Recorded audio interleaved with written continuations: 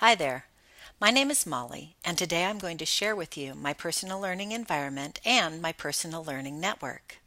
I'm starting this presentation in webcam mode specifically to illustrate the key part of my PLN, the face-to-face connections I have with colleagues. I learned so much from the people I work with, not only because they're very smart people, but because they help me to reflect and grow as an educator. To organize my personal learning environment, I use Chrome on my computer and the main page on my iPad. The apps and tools that I use most frequently are found in these two places. There is some overlap between the two, but some tools seem to be more functional on one platform or the other. My number one source for educational information is the blogs that I subscribe to through Google Reader. I subscribe to blogs about educational leadership, technology tools, online learning, English learner research and strategies, and educational technology in general. When I run across a story that I think is a good fit for one of my colleagues, I email it.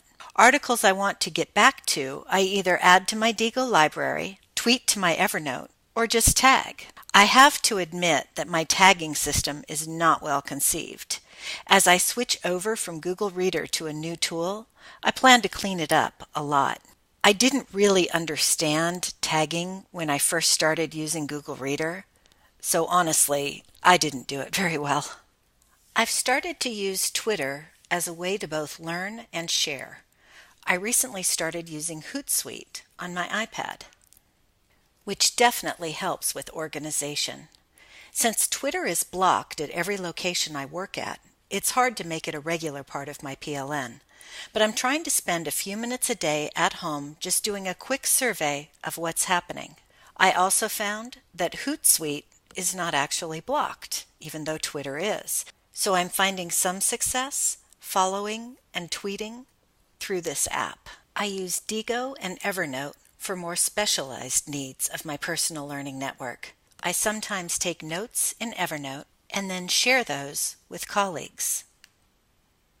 I particularly like the ability to include photos in my notes, which is really handy at conferences when I want to quickly capture some key info in a presentation slide someone is speaking to.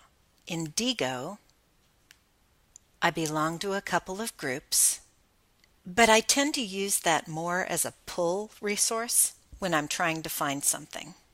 My top collaboration tool is absolutely Google Docs. Everything I do with my professional development team is housed in Google Docs. Because it is so difficult to get the group in the same place at the same time, we use Google Docs to collaborate and prepare asynchronously.